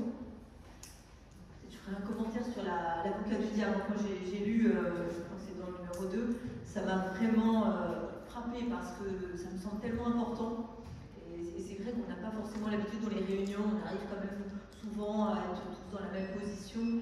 Et moi j'aime bien dans nos réunions un peu exprès avoir cette position d'avocat du diable parce que ça me paraît crucial Et la mise en perspective avec la haute montagne m'a paru très forte parce qu'il y a vraiment un risque vital qui peut être évité. Et dans des groupes comme ça, il y a souvent le leader, ceux qui ont du courage, etc., qui vont prendre le lead et personne ne va trop oser. Et des fois, c'est la petite voix de la personne qui va dire « mais ne pensez pas qu'il faudrait éviter ce chemin » qui va sauver le groupe. Donc, je crois que vraiment que dans le système de santé, il y a aussi, c'est vraiment très important de penser à cette position-là d'avocat de diable. Et puis peut-être un autre commentaire, je crois que c'est dans le livre 3, moi j'ai beaucoup aimé la description telle que j'ai compris, du Rio Paris, et j'ai compris que de façon, on va dire, intuitive, les pilotes, enfin je vais en résumer, tiraient le manche en disant on va remonter la portance, quelque chose comme ça, pour faire que ça va freiner, ça va ralentir. Alors qu'en fait, il fallait faire au contraire le mouvement de pousser vers l'avant pour reprendre de la vitesse et reprendre de la portance.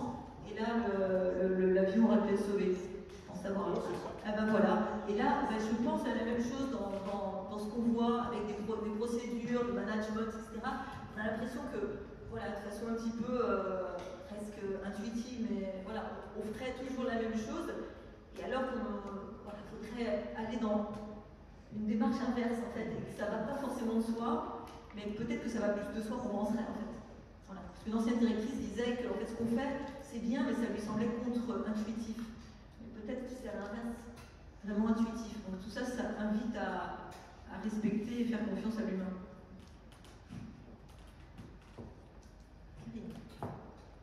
Commentaire, question. Philippe.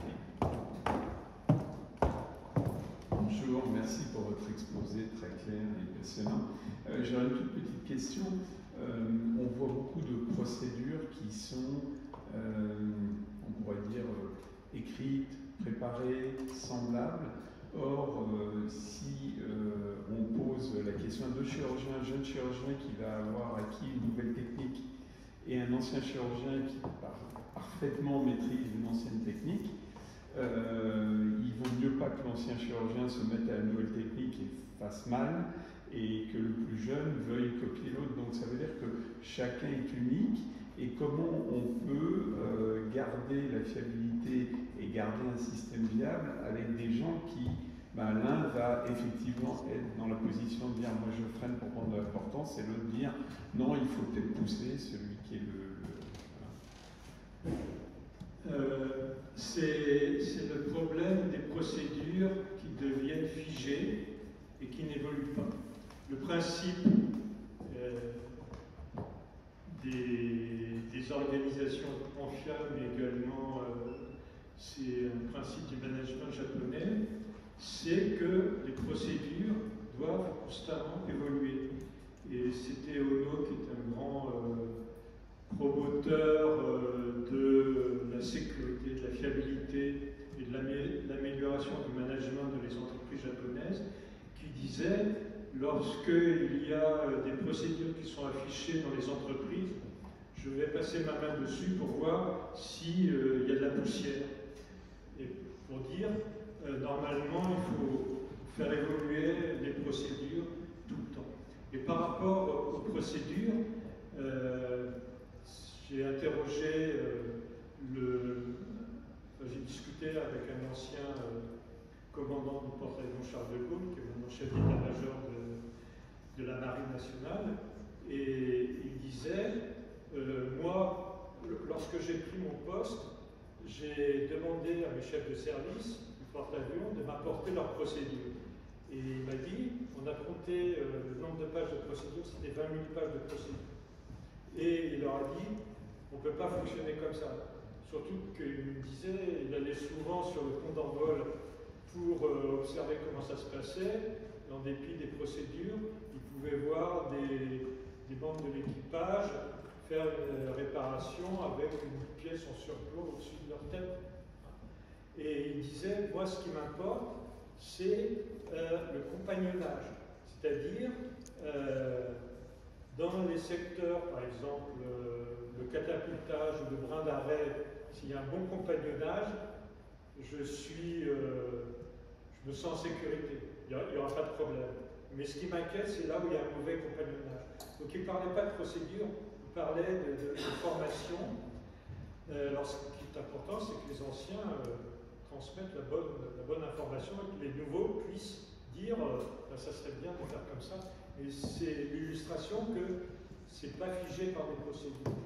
Et dans les compagnies aériennes, aujourd'hui, avant il y avait dans les compagnies aériennes le mode d'emploi pour les pilotes du constructeur dans chaque appareil et le mode d'emploi de la compagnie qui rajoutait son mode d'emploi. Comme si dans une voiture vous aviez le mode d'emploi Renault et puis le mode d'emploi du loueur de voiture. Et donc il y avait des contradictions, des problèmes de compréhension, de la complexité. Et les compagnies aériennes, les plus modernes, dont Air France, ont décidé de supprimer les modes d'emploi compagnie. Il ne reste plus que le mode d'emploi du constructeur. J'ai posé la question, mais on a remplacé par quoi? Et on m'a répondu, eh bien c'est la compétence du pilote, ce qu'on appelle l'airmanship, qui doit prendre le relais. C'est-à-dire le copilote doit être suffisamment compétent pour savoir ce qu'il doit faire dans des situations pour lesquelles il n'y a pas de précision de procédure, et puis il y a l'innovation qui doit permettre d'avoir des nouvelles procédures, etc. Voilà. Oui.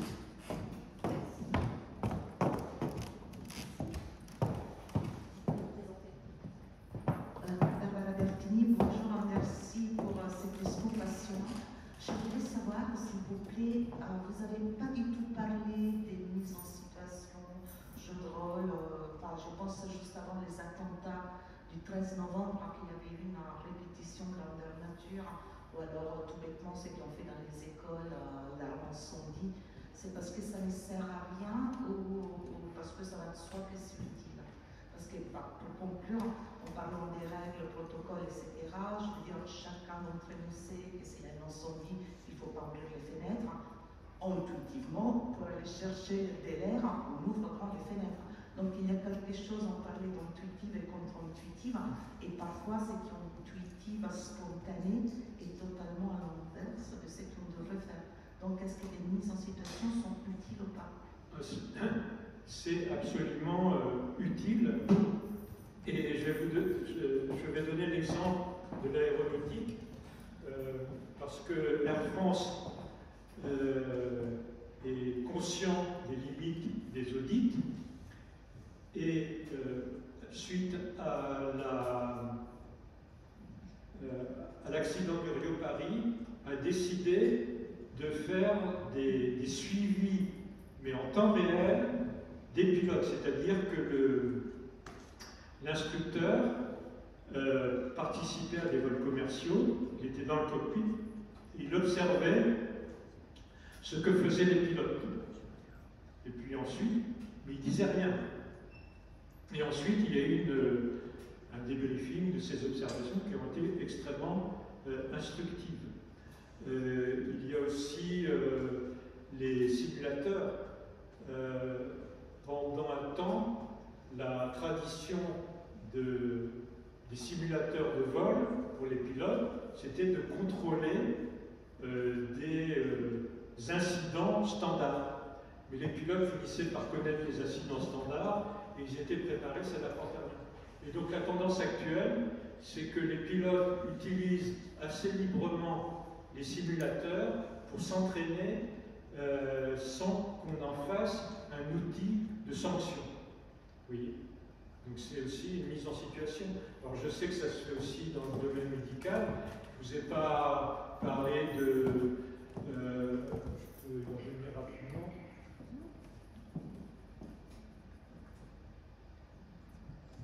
Voilà, ça c'est un exercice que j'ai observé du risque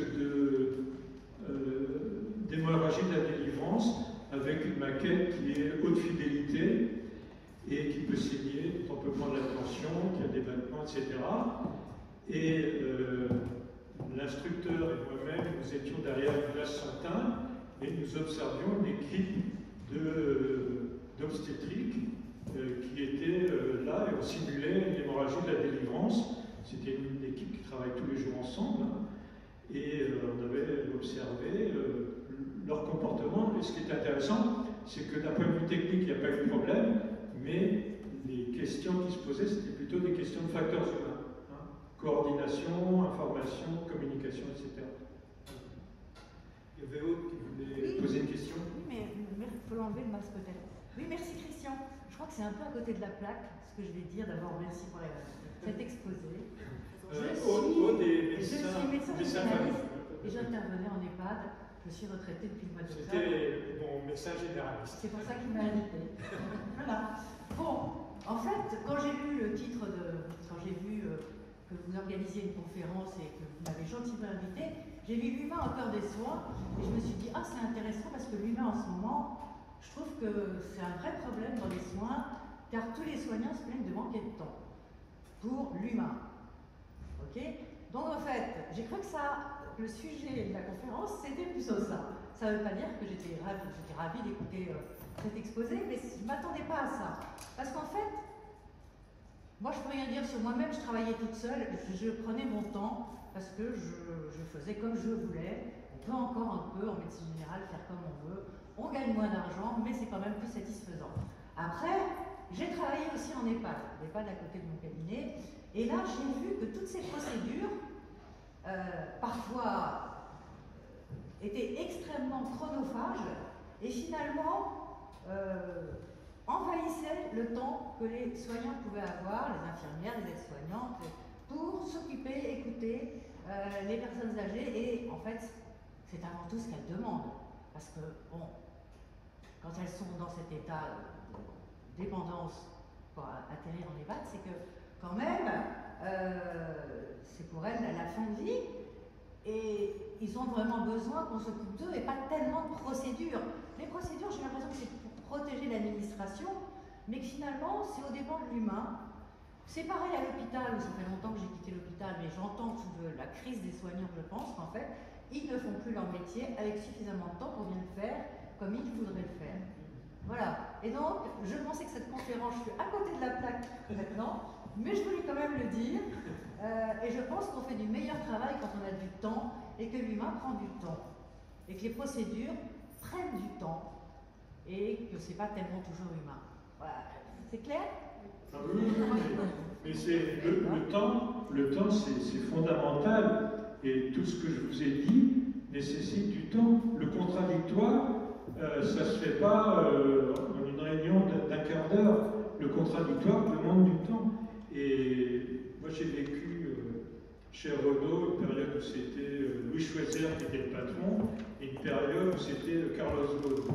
Alors Carlos Ghosn, lui, il était obsédé par la longueur des réunions. Parfois elles sont trop longues, c'est certain. Mais alors lui, c'était tout le contraire. Il voulait des réunions d'un quart d'heure ou d'une demi-heure, et c'était une catastrophe parce qu'on n'a pas le temps de faire du contradictoire, d'aller au fond des choses, en raccourcissant infiniment le temps, et c'est devenu la grande mode. Lorsque j'étais au Havre et j'étais avec les pilotes maritimes du Havre, j'ai discuté avec le capitaine du bateau qui transportait, c'était un gros cargo, qui transportait des éléments de la fusée Ariane à Kourou. Et il disait qu'il avait tellement de paperasse à remplir que finalement il passait beaucoup de temps au bureau au lieu d'être à la passerelle. J'ai été également j'avais un oncle qui était en EHPAD, une mère qui était en EHPAD, et j'ai constaté. J'ai eu une discussion avec la direction d'un EHPAD en région parisienne, où était un grand-oncle, et c'était une directrice, elle me disait, on organise au moment de la chandeleur une soirée crêpe, et elle disait, mais on a interdiction d'utiliser des œufs frais, et donc on est obligé d'utiliser des œufs en poudre. Mais elle me dit, c'est impossible, on ne va pas donner à ces dames des œufs en poudre. Donc elle dit, on transgresse les règles, c'est-à-dire qu'on va acheter au marché des œufs frais et on leur donne des œufs frais pour préparer les crêpes. Mais s'il y avait un incident, eh bien, elle serait c'est certain. Donc on se protège de tout, mais les autorités sont responsables en multipliant les règles, parce que la multiplication des règles, c'est aussi pour se dédouaner. En mettant une règle, s'il y a un problème, on peut se dire ah ben, c'est la personne qui n'a pas respecté la règle, donc c'est pas moi. Oui. Bonjour, merci beaucoup pour votre intervention, parce que justement, on s'attend à ce que ça soit en lien avec le médical et la médecine, mais c'est très loin et c'est très proche en même temps, c'est-à-dire que c'est inspirant. Ce qui fonctionne ailleurs peut aussi fonctionner en médecine et être une structure de haute fiabilité, c'est aussi possible, j'espère qu'on y arrivera, aussi pour les structures hospitalières. Et donc il y a beaucoup de choses desquelles on peut s'inspirer de manière vraiment très intéressante. Alors moi, juste un point sur la collégialité. En effet, on voit la différence. Je n'ai pas une expérience de très très longue en tant que senior en médecine, mais en tout cas, par rapport à ce que j'ai vu pendant mes études et maintenant, c'est vrai que on voit que ça a changé. On voit des décisions plus collégiales. On voit que quand on est réunis, alors c'est pas partout pareil, je vois quelques différences selon les structures et selon les services, mais les vrais services où on entend l'autre, où on entend l'infirmier de coordination, où on entend le gériatre, où on entend le radiologue qui a son mot à dire, mais il ne voit pas que des images, ça fait toute la différence de la décision et surtout comment on se sent en tant que soignant à la sortie de cette RCP, parce que c'est important, c'est bien d'avoir une bonne décision pour le patient, mais c'est aussi comment on s'est senti impliqué et comment on s'est senti entendu. Et ça, c'est vraiment, pour en avoir vu quelques réunions de concertation pluridisciplinaire, je peux faire quelques comparaisons. Et ce n'est pas les mêmes impressions, et ça c'est aussi important, et ça fait partie aussi du bien-être au travail. C'est d'être conforté, d'être entendu. Voilà, c'est plus une remarque que... Merci pour cette remarque encourageante.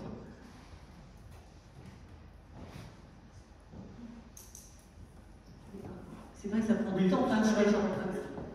Voilà. Mais voilà, c'est vrai que ça prend du temps, mais et c'est vrai que c'est ce qu'on a dit dans la méthode simple, c'est au plus tôt tous ensemble, c'est prendre un petit peu de temps pour aussi en gagner beaucoup ensuite. C'est un renversement de perspective. Ce que je pense, c'est que les évolutions prennent du temps, et les signes que vous avez donnés sont encourageants. Dans l'aéronautique, ça a pris du temps aussi. Aujourd'hui, la non-punition des erreurs, c'est... Plus personne ne discute ça. Je parle des pays occidentaux. Mais il y a quelques années, les pilotes, c'était des casse-cous. Et bon, la culture a évolué, heureusement. Bonjour.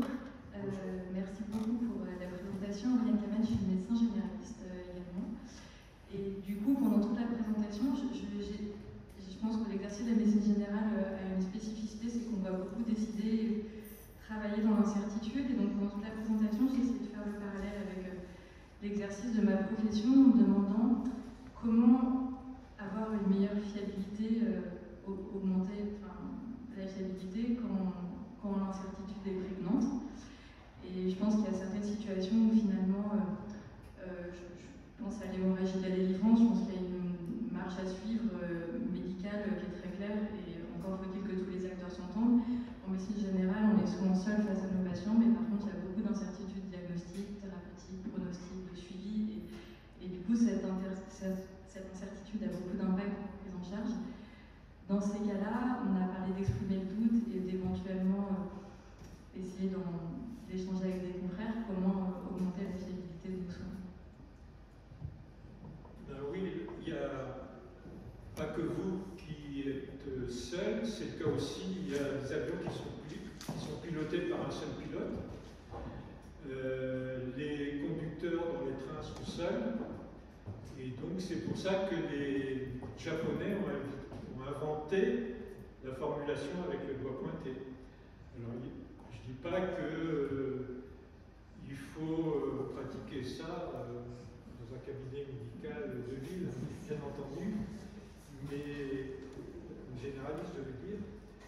Mais pour les pilotes, par exemple, on leur fait, il y a l'idée de leur faire jouer le rôle du pilote et le rôle du contradictoire, c'est-à-dire je fais la checklist et puis après je vais me poser la question, est-ce que j'ai bien fait la checklist? Ce genre de choses. Bon, il n'y a pas de solution miracle. Est-ce qu'il y a encore une ou deux questions? Bonjour et merci pour cette présentation. Je vais revenir sur les règles. Pardon. Ah oui, je suis cadre de santé j'allais dire que je suis cadre de santé en réanimation. Tout le sujet des règles, des procédures et du collectif me parle beaucoup, enfin en tout cas me questionne beaucoup. Et je reste avec une question en suspens. J'étais infirmière, les procédures, c'était quelque chose sur lequel je me basais, mais c'était pas là-dessus que je travaillais de manière continuelle, surtout avec la compétence qu'on prend avec les années. Mais en tant que cadre aujourd'hui, je me retrouve avec une équipe quand même relativement très jeune, très nombreuse, qui tourne beaucoup, et donc la procédure me paraît être la solution la plus fiable. Et je me retrouve quand même à rentrer dans un espèce de cercle dans lequel je n'étais pas forcément amenée à le faire par ma réflexion de base, qui est qu'à chaque fois qu'on a un événement qui arrive, on rediscute, et en fait on va rajouter une ligne à une procédure, on va la réécrire, donc elles sont en mouvance, mais ça reste quand même un peu notre manière de fonctionner. La seule chose qui me reste, c'est peut-être de travailler sur le collectif pour essayer d'avoir des pare-feux qui soient plus dans la réflexion collective dans une situation technique où il y a une procédure, mais j'ai une équipe qui tourne tout le temps. Donc je me retrouve un peu coincée dans mon propre système. Voilà. Oui, ce que vous dites est très juste. Le problème que je vois, c'est est-ce que la procédure est un être vivant ou pas? Est-ce qu'elle est vivante ou pas? C'est ce que je disais, il faut qu'elles soient vivantes, qu'elles évoluent, qu'elles soient discutées, remises en cause et améliorées en permanence. Je trouve ça très intéressant que les gendarmes de Chamonix, de secours en montagne, aient dit qu'ils appelaient les procédures des préconisations pour bien montrer que la règle n'était pas un absolu, qu'elle devait vivre, qu'elle devait évoluer, s'améliorer en permanence. Donc il ne faut surtout pas fonctionner sans règles. Il y a quand même dans les avions les règles constructeurs, et puis parfois il faut insister sur ce qui est essentiel. Dans la procédure de récupération du décrochage, c'est ce que vous expliquez Claire, elle a dû être pilote. Ah, j'ai bien lu ton livre. Le décrochage, c'est quand l'avion monte, et donc il y a un moment où l'aspiration au-dessus des ailes disparaît parce qu'il est trop lent, il monte, et puis il n'y a plus d'aspiration sur les ailes, et il chute, et à ce moment-là, il faut qu'il aille vers le sol pour reprendre de la vitesse et reprendre de l'importance. Mais pendant très longtemps, cette procédure essentielle qu'on apprend partout dans les aéroclubs, etc., les compagnies avaient complexifié la chose. C'est-à-dire qu'on disait, oui, ce qui est important, c'est de ne pas décrocher au niveau du sol. Et donc on disait au pilote, ben non, vous devez accélérer et plutôt augmenter l'angle d'incidence au lieu de piquer vers le sol. Parce que la préoccupation, et puis un pilote d'essai, le chef de pilote d'essai d'Airbus courageux, s'est dit, mais c'est débile, il a fait des essais, il a montré qu'à chaque fois, même à proximité du sol, c'était beaucoup plus efficace de faire plonger l'appareil pour récupérer du décrochage. Et alors qu'en plus, le fait de dire on augmente la puissance des réacteurs et puis on augmente l'angle d'incidence, pour s'écarter du sol, ça avait des effets pervers parce que les moteurs mettaient du temps à accélérer et donc pendant ce temps-là, l'avion perdait de l'importance. Il y a eu plusieurs accidents à cause de cette procédure stupide et elle a été changée il y a peu de temps et ça veut dire qu'on l'a retirée de tous les Airbus et de tous les Boeing et on les a remplacés par cette nouvelle procédure très simple. On dit, si vous décrochez, quelle que soit la situation, vous plongez vers le sol pour récupérer la portance. C'est tout. Merci. On arrive au terme de la conférence. Et, merci encore à Christian. Gisèle, je voulais qu'on fasse une petite conclusion. Alors, l'humain au cœur du soin, c'est une association qui voilà, ouverte à tout le monde. L'idée, c'est vraiment qu'ensemble, on essaye de défendre, comme on l'a vu, l'humain, parce que c'est vrai que c'est notre intérêt commun, l'humain dans le soin, les organisations de soins. Et c'est vrai que, voilà, on nous demande souvent, mais qu'est-ce que vous faites? Alors, les conférences, les visios, les espaces de partage et d'échange. Là, nous allons lancer, on a le 14 mars déjà une date de rencontre, on va lancer des rencontres avec Stéphanie Drella, cadre administrative. Le 4 avril, rencontre avec Mylène, qui est aide-soignante en urologie. Et donc, voilà, on a tout un tas de démarches. Et puis, avant nos prochaines sessions, la prochaine session avec Christophe Dejour, le 18 avril, ici, le matin. Voilà. Gisèle ne le fera pas, mais je voulais quand même présenter voilà, une production qui est quand même une émanation de l'esprit de l'humain au cœur du soin. Gisèle Fass, qui est donc assistante sociale, membre du bureau de l'association, vient de sortir ce magnifique livre au titre très fort, Ma mère est morte. Et j'invite tout le monde à découvrir ce trésor d'humanité. Et c'est vrai que c'est un sujet à la fois évidemment très personnel, très individuel et aussi très universel, qui transcende toutes les différences. Et voilà, avec cet ouvrage, on est au cœur de l'humain, au cœur du soin. Et je vous invite à le découvrir sur notre site internet. Merci Claire, merci Monsieur Morel d'être venu jusqu'à nous pour nous faire partager votre expérience. J'arrive pas parce que je suis très enrhumée et j'essaie de protéger tout le monde parce que je sais que je suis testée négative, mais on ne sait jamais. Et je préfère garder mon masque. Il y a certains d'entre vous qui me connaissent et d'autres pas, mais bon, le regard est plus important que tout le visage. Voilà, effectivement, je suis très gênée. Je vous remercie tous infiniment. Je remercie Claire de parler de mon livre. Je suis gênée pourquoi? Parce que quand j'étais à l'université, j'avais un professeur qui disait l'écriture, c'est une mise à plat et après une mise à distance. Donc, moi, j'ai tout jeté, tout ce que j'avais envie de jeter, ma peine, ma souffrance, mon histoire, mon humour, sur des bouts de papier. Maintenant, ça appartient à tous les curieux. Moi, je suis dans la mise à distance de cette écriture. Et je voulais surtout remercier ce grand monsieur qui est venu jusqu'à nous. Et merci d'avoir partagé tout ce que nous avons entendu. Et vous nous avez nourris de vos connaissances et de votre savoir. Voilà, merci à tous.